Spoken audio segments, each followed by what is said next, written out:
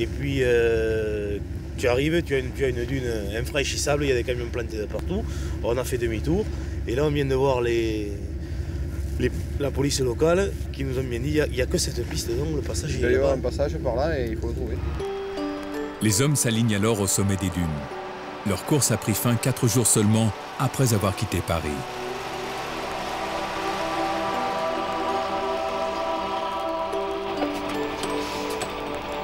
Le camion-balai accomplit alors son regrettable office.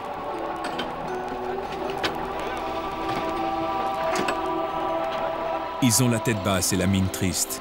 Ils sont nombreux à avoir été pris au piège. Sur le chemin du retour, il y en a toujours quelques-uns à récupérer.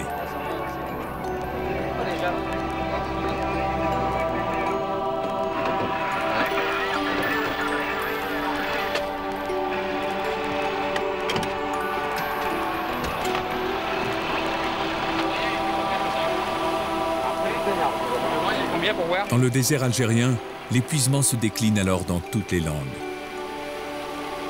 이제 더 갈 기력이 없어졌어요. 갈 수가 없어요. 이건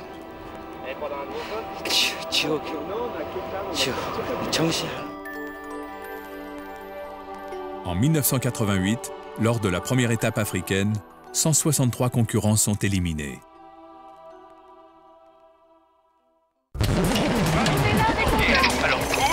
On a arraché la roue. Vainqueur en 87 pour sa première participation, Peugeot a déployé une armada tout aussi impressionnante en 88. Vatanen, Kankkunen, Pescarolo sont assistés par 60 personnes pour assurer un nouveau succès de la marque. À Bamako, au terme de la 13e étape, Vatanen est en tête. La domination est sans partage.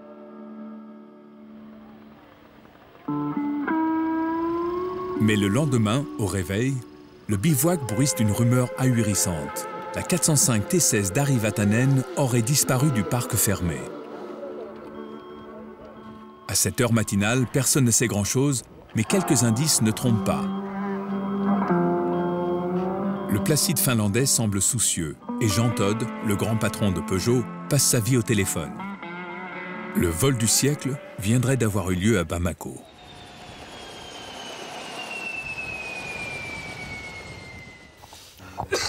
Jean, juste avant que vous partiez, est-ce que vous pouvez nous rappeler brièvement ce qui s'est passé ce matin à l'hôtel et comment ça se passe là?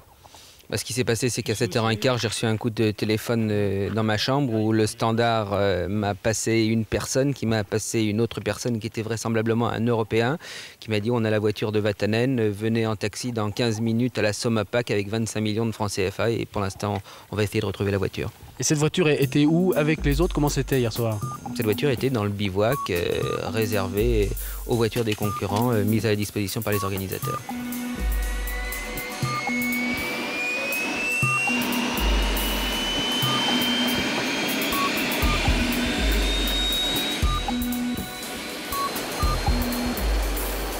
Au moment où l'hélico décolle, la 405 aurait été aperçue sur une décharge publique aux alentours de la ville, mais rien n'est moins sûr. Au départ de la spéciale, tout le monde est perplexe. Juha Kankkunen, champion du monde des rallyes, serait donc le nouveau leader en l'absence de Vatanen. Les analyses les plus machiavéliques circulent. Peugeot aurait orchestré elle-même la disparition de la voiture pour mieux pouvoir la réparer. Je crois pas que c'est un gag. Ah non, je suis sûr que c'est pas un gag. Et comme ils savent qu'il y a l'heure du départ, je suis sûr que c'est pas cher. Hein. À quelle heure ça s'est fait ça, 3h 6h10 heure du Rennes. La voiture est sortie du parc. Donc, la voiture. Donc, on est à la barre de... Vous savez comment elle savait la faire démarrer quand même. Il a eu du mal, il l'a fait démarrer, tu vois, mais tu sais, c'est plus facile à démarrer qu'une R9, hein, c'est marqué dessus, hein, démarreur, contact. Hein. Donc il l'a démarré, il est sorti en cahotant tout feu éteint. C'est le moment où tous les moteurs sont mis en route, tu vois, alors ça n'a pas attiré l'attention. Et toutes les voitures font des essais, tu vois, mais elles font chauffer les moteurs. Et il y avait 4 personnes pour regarder, mais le parc lui-même n'était pas vraiment gardé, il y avait personne à l'entrée. Et si tu veux, comme des voitures sortaient pour essayer les moteurs, ça n'a pas attiré l'attention particulièrement. Moi je propose qu'on se cotise tous pour que Vatanen puisse partir. Alors, donner un franc chacun.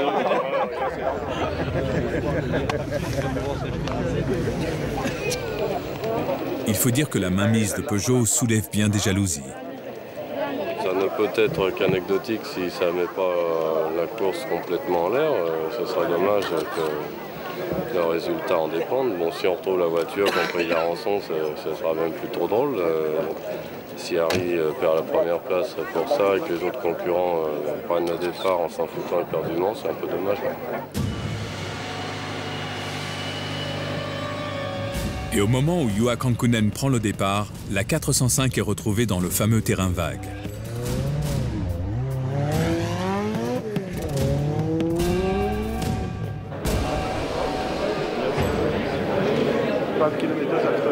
After the bridge, forward the airport. Yes. In a field. In a field? Yes. In a field? Not even a house? No. And that's it. Unbelievable. It's really crazy. The whole story is just incredible. It's really like in a film. What happens now with the race? I think if it is true that my car has been found, I'm sure the race continues. And just a lot of harmless, I emphasize, publicity. And that's all. Car is good. Car is good. Okay.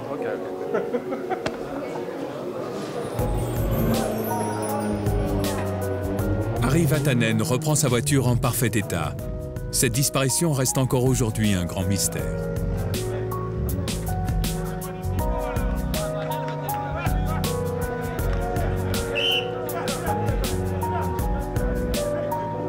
Le Finlandais prend le départ bien au-delà du délai de retard d'une demi-heure qui lui était autorisé. Le lendemain, il est disqualifié et c'est Juha Kankkunen qui remporte cette édition.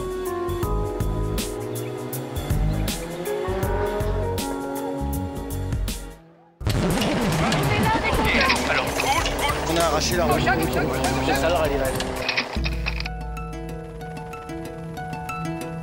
En 1992, Gilbert Sabine souhaite donner un nouveau souffle au rallye.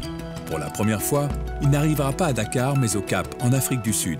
Ce changement de parcours radical offre des situations inhabituelles. Entre Nabib et Ruacana en Angola, Bruno Berglund, le navigateur de Vatanen, se jette à l'eau pour estimer la profondeur de l'Oued. Quelques heures auparavant, il était à sec. Les deux motards en tête du général, Stefan Peterhansel et Danny Laporte, sont passés. Les autres hésitent. Berglund tente d'indiquer la voie, s'il y en a une. La voiture médicale finit par s'y essayer.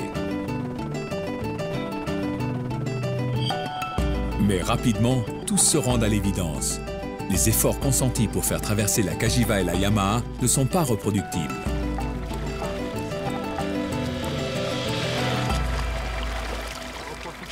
Tout seul, c'est impossible de passer.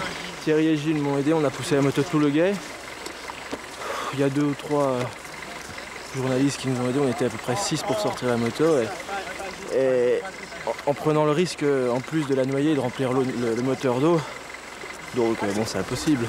Tout le monde n'aura pas 6 personnes pour passer sa moto. Et c'est la loterie, parce qu'il suffit que le moteur cale une fois quand on est au milieu, il se remplit d'eau et la course s'arrête ici. Donc c'est vraiment trop dommage.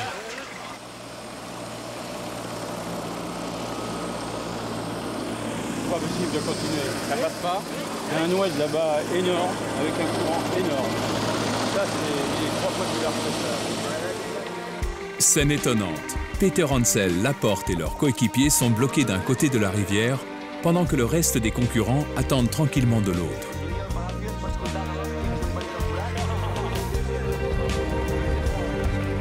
La spéciale est neutralisée, certains repartent. Il faut trouver une solution pour ramener les deux motos sur la bonne rive. On peut nettoyer avec le... Ils ont avec les tangos. Oui, mais... Et l'hélico, vous ne pouvez pas nettoyer. C'est possible avec l'hélico. Moi, je demandais parce que c'est peut-être un peu lourd. Vous savez ce qu'on dit, pas de langue.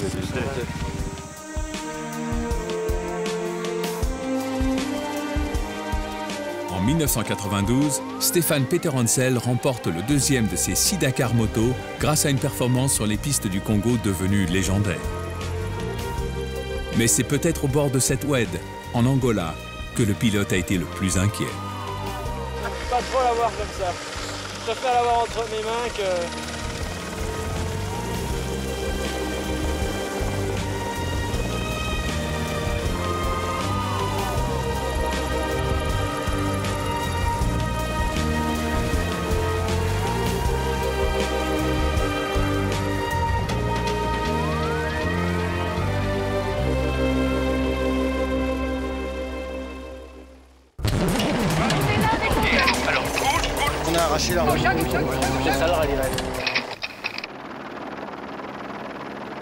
L'endroit a un nom maléfique, le triangle des dunes mortes. Les motards sont arrivés les premiers dans ce cordon de dunes long de 28 km que jamais personne n'a franchi en course.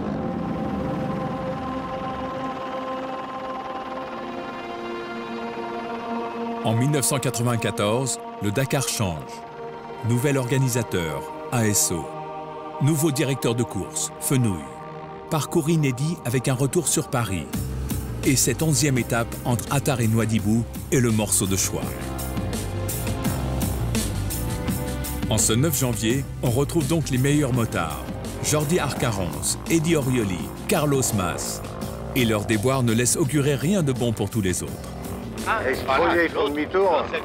Et apparemment, s'ils sont arrêtés là-haut, c'est que c'est plus loin. Ah ouais. Non mais tu vois, quand un bon comme ça fait demi-tour, qu'est-ce que tu veux que toi, avec ta petite pétoche, c'est pas possible quoi. Non, si eux ne passent pas, c'est que nous, on ne pourra pas passer. Ah ça, ouais. Bon câble, ou alors on était bons, hein. Devant la difficulté, les motos rebroussent chemin alors que les voitures arrivent à leur tour. Elles ne passent pas mieux. Il y a là les 2 Citroën ZX de Pierre Lartigue et Hubert Auriol qui dominent le général.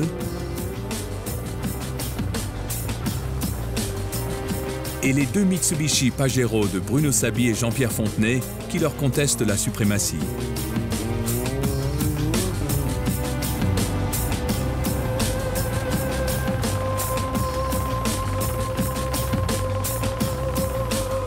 Au milieu de ces terribles dunes mortes, une lutte entre 2 constructeurs se met en place.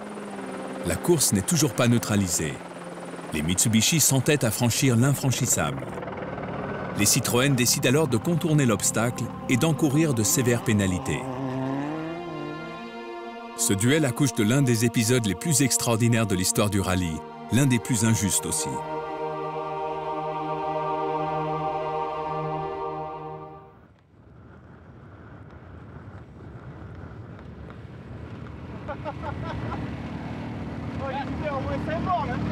C'est vous, tu peux pas comprendre. Ah non, mais je sais, c'est comment ça passe. Ça roule, hein? Ça roule? Ah ouais. Bon, bah, il faut sortir de là, on y va, hein, merde. Avec un bon diesel, là. Ouais, mais c'est vrai. Parce qu'on est les allez-y, donc, de l'autre côté, là. Oui, les Citroën sont partis loin, mais ils sont pas arrivés au CP. Ça va tout de suite, c'est dingue, c'est dingue, c'est dingue. Ah bah nous on roule, hein. Je vais te dire, nous il veut pas l'arrêter, nous on s'en fout, on roule. Hein. Je veux dire, c'est notre seule chance. Hein. On se fait chier. Hein.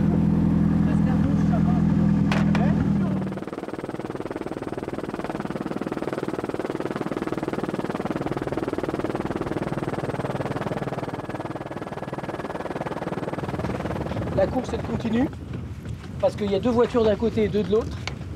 Il faut arriver à Nouadhibou. Là-bas, il faudra rattraper le temps, on neutralisera. S'il y a des gens qui sont plantés, on viendra aller chercher de bain. Mais c'est la course, c'est un peu du poker. Mais il y a 2 voitures de tête ici, 2 voitures de tête de l'autre côté. Tu prends tes responsabilités, hein, Fenouil. Ah ben, vous les vôtres aussi, hein, c'est la course. Vous avez pris vos responsabilités en faisant un grand tour. Et ça passait pas là-bas, tu n'as même pas envoyé tes ouvreurs, ils sont pas passés tes ouvreurs. Oui, passés, il y a les non, elle n'est pas passée. Ne monte pas. Les ouvreurs, ils étaient à Attard. J'avais aussi le mec qui avait... Non, il n'y a pas de trace. S'il y a un accident, on en reparle demain, d'accord? Eh ben, t'es gentil, et il n'y avait pas d'ouvreurs. Des menaces, mais tu n'avais pas d'ouvreurs. Non, mais Fenouil. C'est vous qui avez choisi de tourner. Il y a un règlement, il y a les ouvreurs. Les ouvreurs ne sont pas passés, ils étaient à Attard ce matin. J'avais mes ouvreurs. Menteur. J'en ai d'autres. T'es gentil. J'étais gentil, bon. T'as vu le film aussi? Je vous avais dit qu'il fallait là-dedans pelleter. Mais il faut mettre les ouvreurs. Allez, on y va.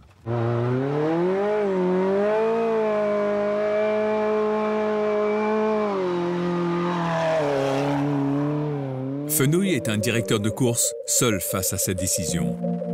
Hubert Auriol et Pierre Lartigue filent vers Nouadhibou. Tous les concurrents ont contourné l'ergue. Et alors que la nuit tombe, seuls Sabi, Fontenay, Serriès et Mousmara sont encore au milieu des dunes. Les Citroën arrivent au bivouac à 4h30. Au petit matin, les mécanos de Mitsubishi sont sans nouvelles de leur pilote. Bonne nouvelle, bonne nouvelle.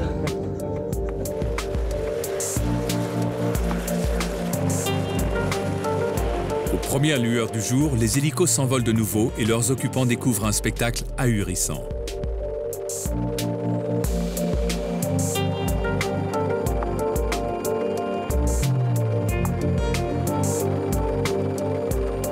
À pied, Series et Mousmara, les deux copilotes, tracent encore le chemin aux deux Pajero.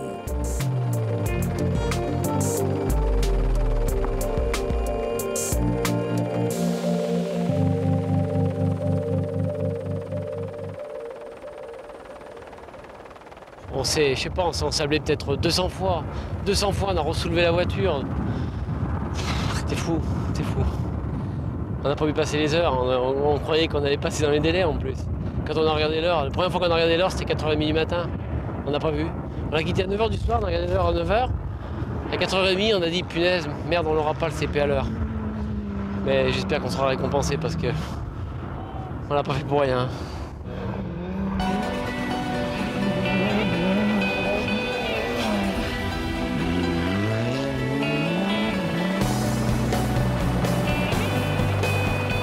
Et enfin, à 14h, les 4 hommes arrivent au CP8 en héros.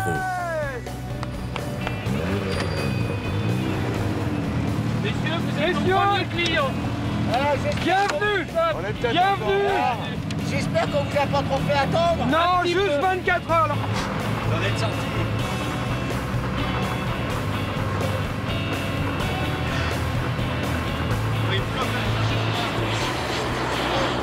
Vous avez fait. Peut-être le monde me l'aurait fait. On sait pas. On sait pas si on t'embrasse ou si on te tape dessus. Ah bah tape dessus. Je vous embrasse. Non, non, non. Là c'est super. Putain, le moral des mecs. Chapeau. Ah, il nous en aura fait baver quand même. Hein. Enfin bon. C'est peut-être ça le rallye raid. On a vraiment avancé mètre par mètre. Ça a été. Je veux dire, à la fin, on réfléchit même plus. Il faut surtout pas réfléchir parce que si on réfléchit, c'est fini, on n'avance plus. Hein. Entre-temps, la FISA a annulé l'étape. Sabi, Fontenay, Series et Mousmara ont fait tout ça pour rien. Ulrich Bremer, le team manager, retire les 2 Mitsubishi de la course par protestation et pour reposer ses hommes épuisés.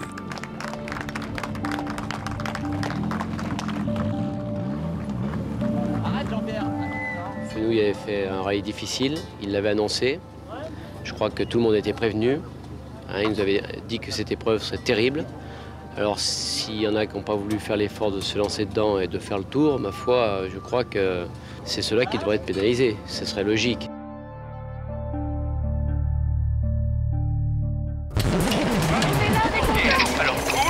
On a arraché la roue.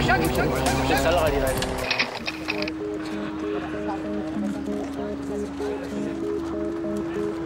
Suite à l'annonce d'un risque terroriste extérieur avéré encouru sur le Dakar, sur le territoire du Niger, les organisateurs, suite aux informations reçues des ministères français des Affaires étrangères et de la Défense, ont pris la décision de mettre en place un pont aérien pour transporter l'ensemble des personnes et du matériel du Dakar entre Niamey et les aéroports de Saba et de Wael Kébir en Libye.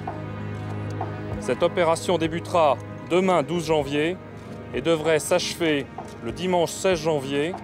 TSO souhaite faire reprendre la compétition le lundi 17. En 2000, le rallye qui, pour la première fois, traverse l'Afrique, d'ouest en est, de Dakar au Caire, restera à jamais marqué par un exploit logistique qu'Hubert Auriol annonce à tous au soir de la 6e étape à Niamey. Les journalistes sont déjà pendus au téléphone. L'organisation cogite. Pour une fois, ce ne sont pas les pilotes qui écrivent la légende du Dakar.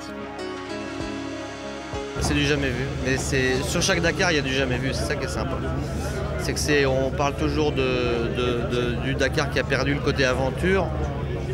Mais ça, c'est un petit coup d'aventure aussi. C'est l'improvisation, c'est l'Afrique. Il faut faire avec le pays, avec les vents de sable, avec tout. L'organisation doit résoudre une incroyable équation logistique. La solution a un nom, l'Antonov 124, le plus gros avion du monde.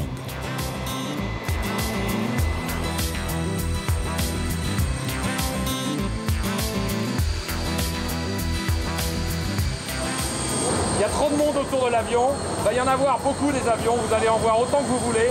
Alors s'il vous plaît, tout le monde recule et tout le monde s'écarte.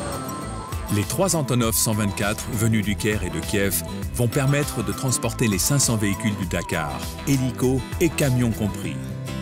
Dans sa soute, on peut entreposer 120 tonnes. Reste à bien répartir les charges. La contrainte qu'on a là, c'est une contrainte de poids. Parce que là, si je charge que des voitures, je peux en mettre 21. Donc ça va assez vite. Sauf que comme on a beaucoup de camions, il faut qu'on fasse des panachages camions-voitures pour pouvoir sortir les camions. Parce que je ne sais pas mettre plus de 5 camions selon les poids des camions. On a des camions à 14 tonnes, on a des camions à 22 tonnes, etc. Pendant 5 jours, une sorte de routine extraordinaire s'empare du campement. On vit au rythme du pesage, de l'étiquetage. On gare les véhicules au cordeau dans le parc fermé.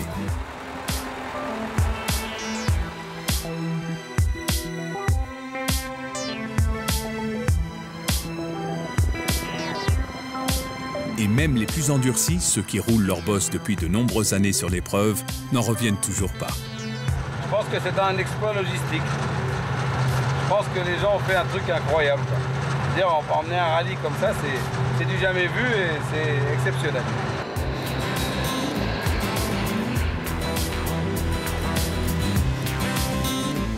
Les Antonov n'arrêtent jamais. 2 équipes de pilotes se relaient sur chaque avion. Les hommes, eux, sont transportés à bord d'un Boeing 737 spécialement affrété. Et le campement se reconstitue petit à petit à Sabha en Libye, 2000 km plus à l'est.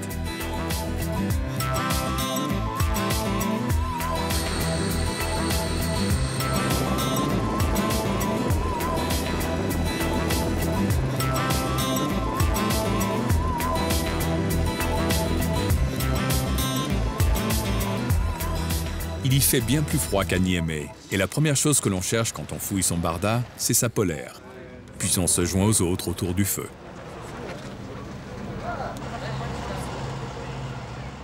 Pour les concurrents, la course est devenue un peu lointaine. C'est plus le temps des copains et des échanges.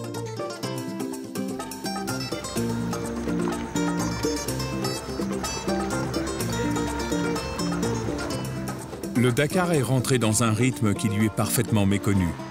Pour la première fois de son histoire, les concurrents doivent tuer l'attente et le campement prend des airs de camping.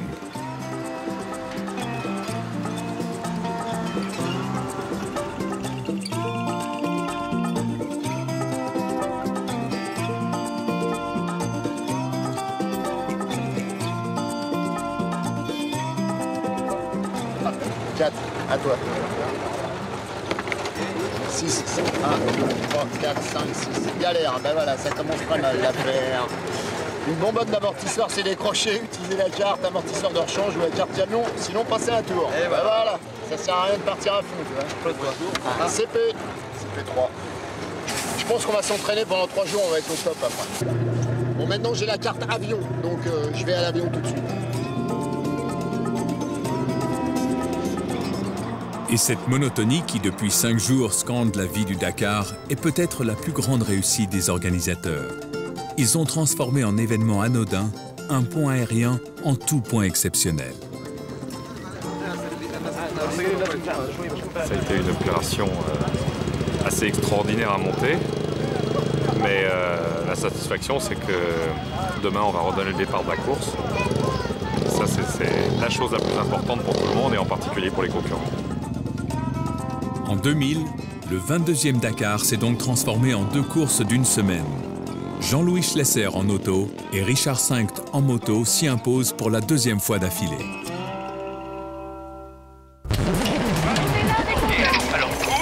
On a arraché la roue.